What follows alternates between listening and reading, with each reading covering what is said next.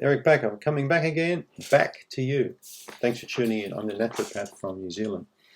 I've got an interesting question here from a patient in the States, and this lady's asking, Eric, why do I crave chips and soda and pizzas and burgers and shit like that? Did I say shit? Oh, goodness, I should have said crap.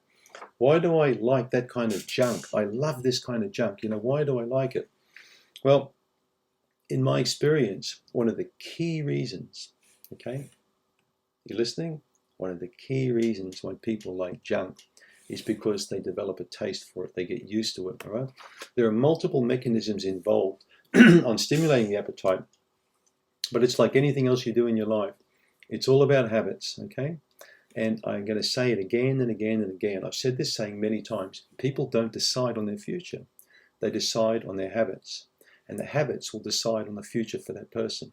So if you habitually, okay, go to McDonald's and habitually buy the fries and the burger, okay, habitually and keep doing it, you're going to develop a taste for it. It's going to be harder and harder and harder to come off. To me, it's like tobacco. Once you develop a taste for cigarettes and you're on 5 or 10 a day, it's darn difficult to come off that habit. I smoked like a lot of people do. I ate junk food like a lot of people do. Do I like junk? Not anymore. I can take or leave fries. I don't like that stuff anymore. I used to love it. I was highly stressed at one stage. The higher the stress levels, the higher the sodium demand. Sugar, salt, and fat are the three key things that the takeout joints focus on because they know that, all right? Dr. Wilson, my dear friend Dr. Wilson, the adrenal fatigue expert, said to me once, he said, you know why they salt everything? It goes back to the old roadhouse days. He said they made their profit from alcohol. And he said, so what they would do is they would pour a lot of salt on food because they know that people would be drinking a lot more. So there are tricks. Some companies do oversalt food.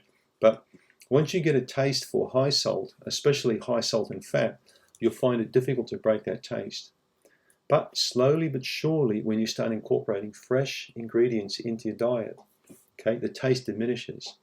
It really does. I now love sour things and bitter things. I love them. I like grapefruits. I eat one big grapefruit a day. Now, do I put sugar on it? Nah, because I like that nice sour taste. And my gut likes it too. And my appetite likes it too. It's control, all right? So it's all about you controlling what goes in here. Don't let other people tell you what you should eat, all right? You eat what you want to eat. But the trick is to very slowly wean yourself off the junk and put fresh and fresh in. So let's just say that you really like fries a lot. You may want to substitute that for olives or some other kind of food with salt in it, because it's probably the salt that you're craving, all right? If you're a person who goes like that in the bottom of a chip packet or pretzels or likes the bits of salt in something, it could often mean you've got some element of adrenal fatigue, all right? Or you're stressed. People under stress pee out sodium and they need sodium. Now, if you have a lot of issues with blood sugar dysregulation going up and down all the time, I find that very much also an adrenal issue.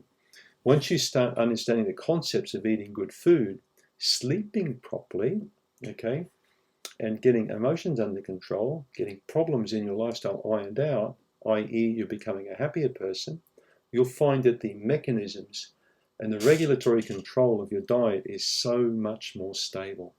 Try and fix the wonky thing in your life and the stability will come.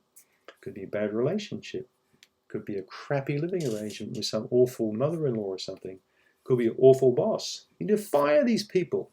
All right? This makes all the difference. Look at the mechanisms behind the appetite. What's driving you to eat these foods? Okay?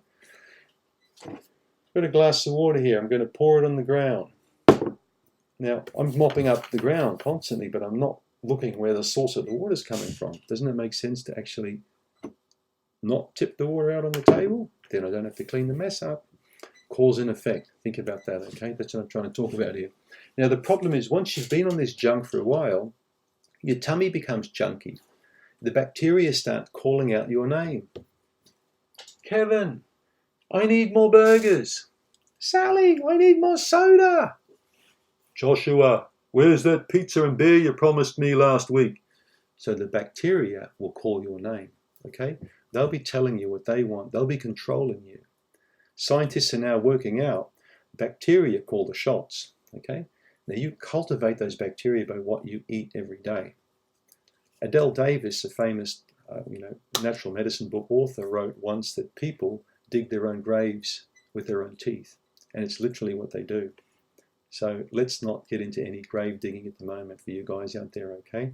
Get the bacteria right? Now, you may need to take something in the interim to clean that gut up. You may need to take something with grapefruit seed extract in it, or oregano or something, just to get this gut cleaned and tidied up a little bit, right?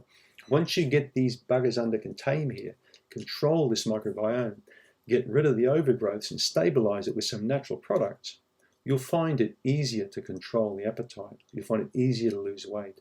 You'll find it easier to become motivated, because the bugs won't be calling your name anymore, okay? The bugs long gave up on me. They were yelling at me years ago, but I never replied back. I never gave them what they wanted. It's under control now. And now, you know what I crave? Guess what I crave? Broccoli, Brussels sprouts, nice piece of fish, organic chicken, free-range eggs. I crave natural, healthy food. That's what I like. And now when I sit down at a burger joint with a friend, I look at these people all around me and I feel really sad for them, that they haven't learned to control these appetites and desires. You can do it too. It's totally achievable. Get the gut right, okay? Get the attitude right. Don't drive by these places and pull in. Drive by a fresh produce place. It makes all the difference in the world. And it's a lot cheaper and better for your health, which is typical Jewish thing. My mother always said, cheaper and better, okay? It can be you too. Thanks for tuning in. Don't forget to click on the link below for awesome report. Thank you.